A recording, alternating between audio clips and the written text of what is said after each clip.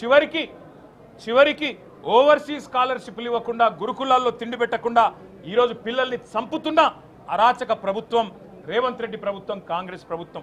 కనీసం గురుకులాల్లో ఉండే అధ్వాన్నమైన పరిస్థితుల గురించి ఒక్క మాట చెప్తారేమో అనుకున్నాం. దాని గురించి ఒక్క మాట లేదు.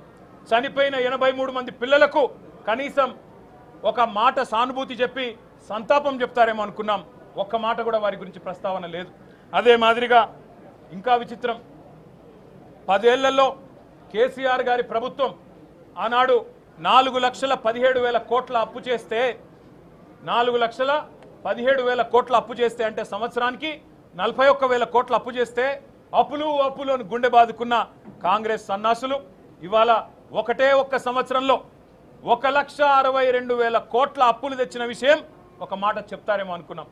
సరే, కేసీఆర్ ప్రభుత్వం కొత్తగా ఏర్పడ్డ తెలంగాణకు ఒక బలమైన పునాది వేయాలని బ్రహ్మాండమైన పథకాలు, రైతులకు వ్యవసాయానికి మాత్రమే 10 ఏళ్లలో కేసీఆర్ ప్రభుత్వం ఖర్చు పెట్టింది దాదాపు 4.5 లక్షల కోట్లు.